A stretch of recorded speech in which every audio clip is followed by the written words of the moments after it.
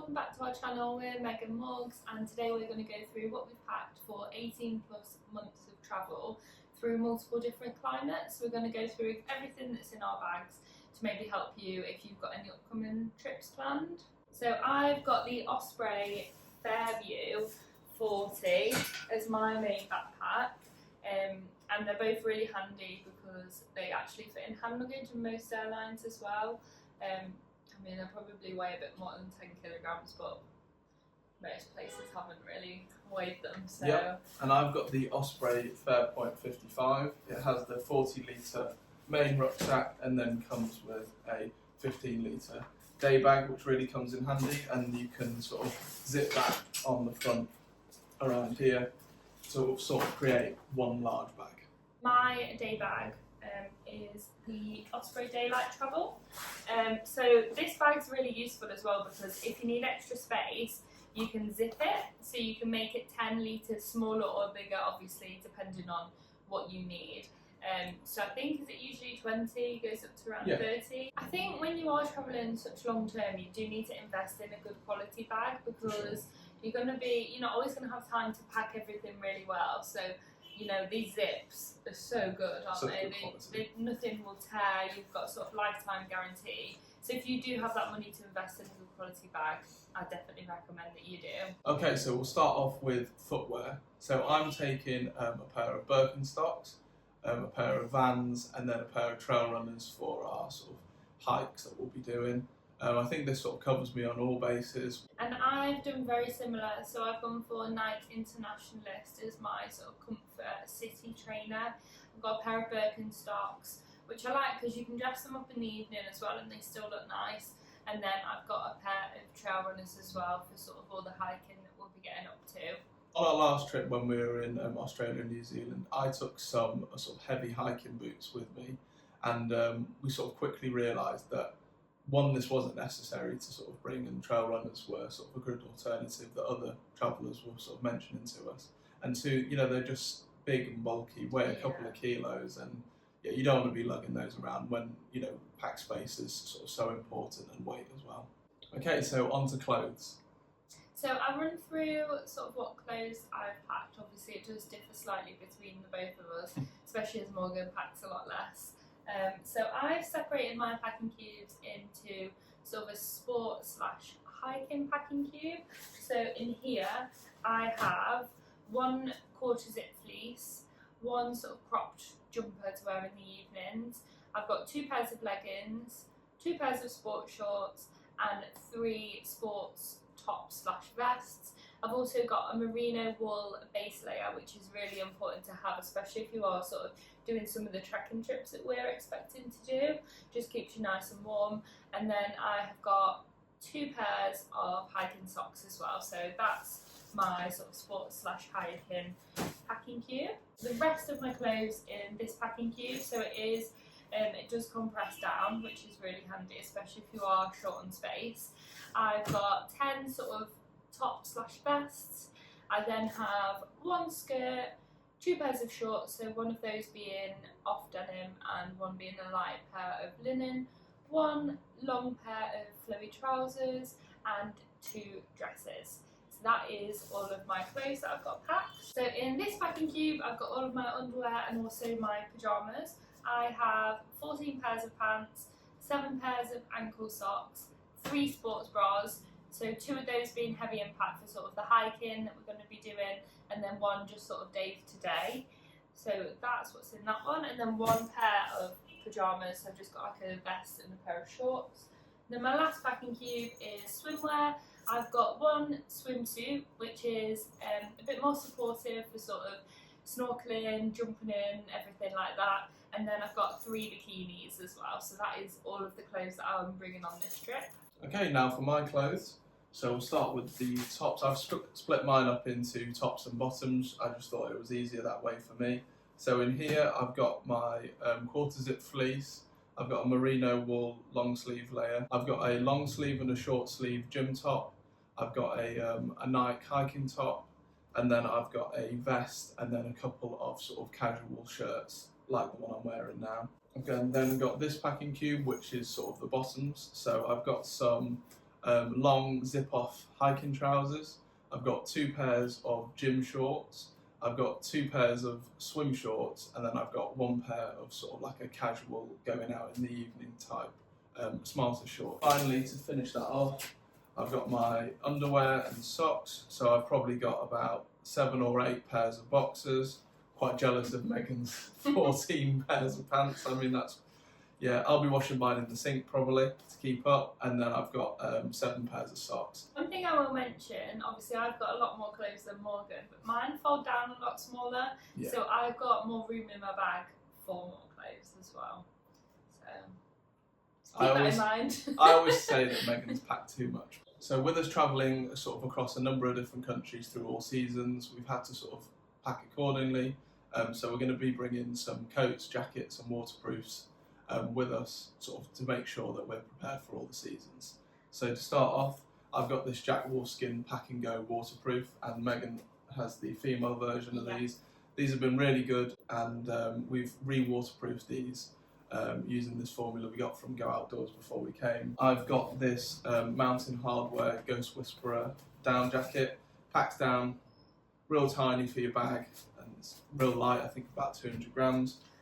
I've got the Rab Microlight Alpine down jacket as well, packs down. It comes with a small bag that you can squish it into. So as well as our jackets, we've got these waterproof trousers, so I've just put mine into this stuff stack. Megan's got the same. And these are really great, sort of just the same as your jackets. Make sure you don't get wet and cold, even if it's sort of in a monsoon season in sort of an Asian country, or especially if you're up at altitudes, you know, being wet and cold, you know, is really dangerous. They're so light and so small as well, so for a lot of the hiking that we're going to do, I feel like it's just invaluable to have them with us. So that's almost everything in our main bags. We both also have our own snorkel. I feel like renting it in each individual place where we want to go in will just add up, and it's always nice to have your own. So if you do fancy a dip or a snorkel, you can. Also got waterproof rucksack covers for our bags. If we're caught outside in the rain, just to keep all of our belongings nice and dry. We've also got silk sleeping bag liners, just in case we're in situations where you don't like the bedding conditions, basically. So, you know, if you're in a place where you feel a bit like, I'm not sure about this.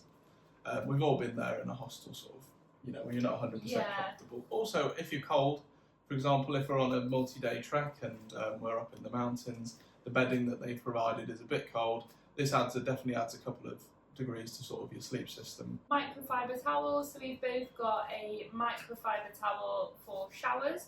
Luckily in Sri Lanka so far we've had a towel in every sort of guest house that we've stayed in, but I definitely think it's needed. They dry super quick, they don't smell, antibacterial, and they're just packed down super small. Yeah, essential for all travellers. I also have a Dock and Bay beach towel just for when I go to the beach. I personally like to have one towel for the beach and then one for the shower, so I feel like I can keep them separate, so that's something that's up to you. We both have a TSA approved padlock. I feel like they're super good at keeping your bag locked, especially if you're out from the hostel in the day, and often in the hostels you get lockers, so you can use these. And then we've both got a headlamp as well for hiking for sunsets or sunrises. So in addition to these extra items, we also both obviously have a toiletries bag, just usual stuff, you know, deodorant, shower gel, toothbrushes, etc. Manicure kit as well, always remember them, they're really handy. And then I also travel with a moon cup, so I do have some tampons and pads just in case. But these are so handy. In a lot of places that we're going to, they're quite rural, so you won't be able to have access to those products. So I recommend them, honestly, amazing. And then also got some wipes just in case they're needed as well. And then finally, it's always good to have a first aid kit. You can pick these up on Amazon for pretty cheap. We've sort of taken out a lot of the excess stuff that you might not need, and then filled it with things that, done like a 50-50 of things we like to take. So some tablets like paracetamol, ibuprofen, just in case you were to be ill, you know, anti-diarrhea tablets, all those sorts of extra things, along with the sort of plasters, bandages, etc. Just so you're covered, just in case you need it. Hopefully you don't have to open this, but if you do, at least you've got it. So now we'll go through all of the electronics that we've brought on this trip. We do have quite a few, mainly for sort of filming, and these will all be kept in our day bags as well, so obviously they're a lot more valuable, so we want to keep them on us at all times. Well, I'll pick up the camera and give you a closer look at what we've got. So down here we have our drone and drone accessories. So we have the DJI Mavic Mini with the Fly More combo, so that means we've got the 3 batteries, we've got the controller and then some accessories. We then have the GoPro batteries and charger, along with a GoPro Hero 9 and then a Hero 3. We brought both just so that we could do some additional filming of each other underwater. We then have 2 power banks. You know, if we're on a multi-day hike or a long trip where we don't have access to power necessarily, these are perfect. We've got some, I think it's 26,000 milliamp hours, so I think that's probably 4 or 5 charges of a new iPhone. Then we have 2 international plug adapters, so wherever we go we know we're going to be able to plug in our electronics. We have this cable organizer which we'll also use for our SD cards, and then finally the MacBook that we'll be doing some editing on, watching films, etc., and of course, you know, a couple of iPhone cables. So last but not least, we both have a water filter bottle. These are the live straw, and they're so good. We use them a lot in Morocco and Egypt when we were drinking out of them. You can fill these up in taps, in streams, anything. They filter out all the bacteria. Yeah. So handy. Yeah, it's pretty invaluable as well if you're someone that obviously is on a budget, because sort of adding water costs every day, it might be a couple of dollars a day, but obviously over 365 days a year, that's, you know, it's over £700 or $700. So, and also if you're sort of someone that's mindful of their plastic use, plastic bottles, you know, they're obviously one of the major contributors to ocean pollution, and again, you're limiting that by having one of these bottles. It's a bit scary at the start, sort of, yeah. You know, drinking out of a tap in Morocco, for example, you think, oh, you know, this can't end well, but these have been amazing for us, and I think you get about 10,000 litres worth of drink out of these, so yeah, invaluable thing to definitely have. recommend. And also they come with a super handy carabiner as well, so you can clip them on the outside of your bag. Additional to our live straw bottles, we've both got about a 6-litre dry bag, so we have an Osprey and a Montaigne one. These are great for all your water sports, your kayaking, paddleboarding, any boats that you're going to take. Pop all your valuables in there and you know that they're going to be nice and safe. We have a plastic document with all of our passports, visas, travel insurance, just everything that we need printed off as a hard copy. A lot of the countries that we will be going to don't accept sort of e-boarding passes or anything like that, so it's definitely worth having a hard copy. So we hope that you've enjoyed this video. We hope you found it useful if you've got any upcoming trips. We know sometimes it can be daunting packing for a long trip. Our best tip is try not to overpack. You can always buy things when you're out there. I know you might be wanting to prepare for everything, but you don't need to. Just take all of the necessities. If you have found this video useful, like and subscribe to our channel, and you can find us on Instagram at Megan Morgs. And see you in the next one.